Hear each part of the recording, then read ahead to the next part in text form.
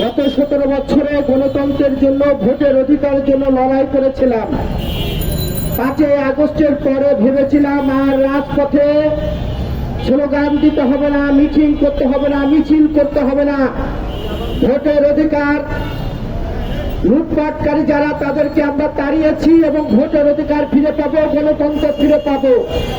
কিন্তু দুঃখ হলো, সত্য কথা, এই এশিয়া মহাদেশে যখন ব্রিটিশ শাসন করত তখন তারা এই দেশ থেকে যত টাকা লুটপাট না করেছে তার চেয়ে গত 17 বছরে শেখ হাসিনার নেতৃত্বে হাজার হাজার কোটি টাকা লুটপাট হয়েছিল।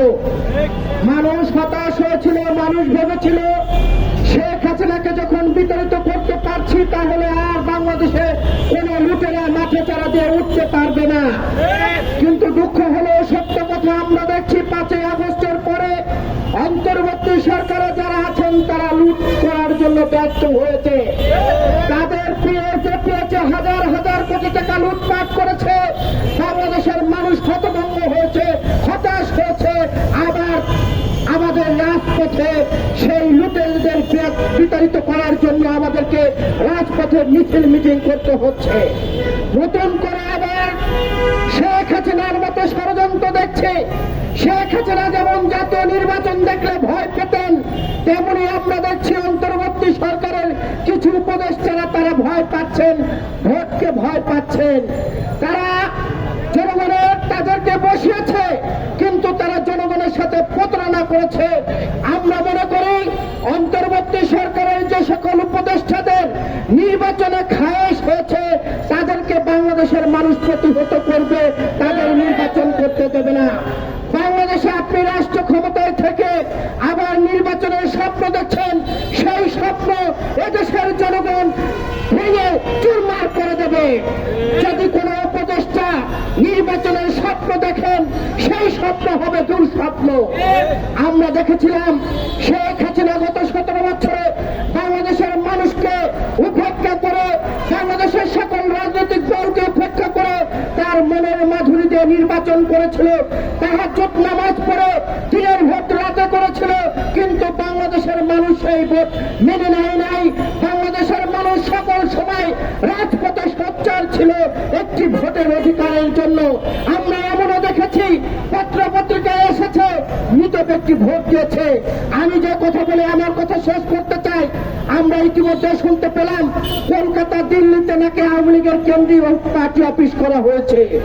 এই আওয়ামী লীগের কেন্দ্রীয় পার্টি অফিস মানে গত 17 বছরে বাংলাদেশে কিভাবে ভোট চুরি করেছিল সেই ভোট চুরি প্রশিক্ষণ বিজেপি সরকারকে দেওয়া হচ্ছে। এই কষাই মোদি বাংলাদেশে আপনারা জানেন অনেক ভারতীয়দেরকে পুশ করছে, কিন্তু অবৈধ প্রধানমন্ত্রী শেখ হাসিনা ভারতে যখন যে আশ্রয় নিয়ে কেন্দ্রীয় পার্টি অফিস করছে তাকে কিন্তু তারা পুশ করছে না। কারণ শেখ হাসিনার কাছ থেকে তারা প্রশিক্ষণ নিচ্ছে যে মৃত ব্যক্তি কিভাবে ভোট দেয়, দিনের ভোট কিভাবে রাতে করতে হয়। আমরা কষাই মোদিকে আহ্বান জানাতে চাই, বাংলাদেশে আপনারা শেখ হাসিনা এবং আওয়ামী লীগের সঙ্গে বন্ধুত্ব করেছেন, বাংলাদেশের জনগণের সাথে বন্ধুত্ব করেন নাই। আপনারা শেখ হাসিনাকে ফিরিয়ে দিয়ে বাংলাদেশের মানুষের সাথে বন্ধুত্ব করুন, তাহলে বাংলাদেশের মানুষ আপনাদেরকে বাহাবা দেবে। ইতিমধ্যেই ভারতে আন্দোলন শুরু হয়েছে এই কষাই মোদির পদত্যাগের বিরুদ্ধে, এবং তার পদত্যাগের দাবিতে ইতিমধ্যে ভারতেও কিন্তু আন্দোলন সংগ্রাম হচ্ছে। আগামী ভারতে যে নির্বাচন হবে সেই নির্বাচন এই যে শেখ হাসিনা তিনি কিভাবে ভোট চুরি করেছে সেই প্রশিক্ষণ দিচ্ছে ভারতের বিভিন্ন প্রদেশে।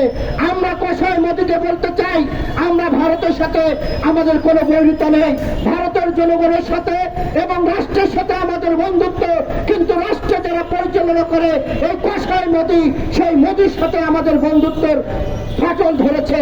ফাটল ধরেছে এই কারণে বাংলাদেশের মানুষকে যারা জ্বালিয়ে পুড়িয়ে মেরেছে, যারা ভোটের অধিকারকে নিয়ে ছিনিমিনি খেলেছে, সেই ব্যক্তিকে যখন মোদি আশ্রয় প্রশ্রয় দেয় বাংলাদেশের মানুষ হতাশ হয়।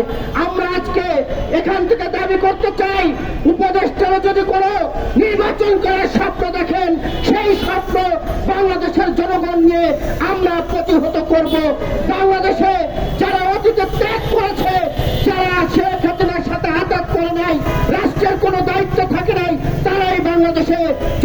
নেতৃত্ব নির্বাচন করবে, তাছাড়া কাউকে নির্বাচন করতে দেওয়া হবে না। সকলকে ধন্যবাদ জানিয়ে আমি আমার কথা শেষ করছি। দেখা হবে রাজপথে, দেখা হবে স্লোগানে, হয় লাশ না হয় ইতিহাস। আল্লাহ হাফেজ।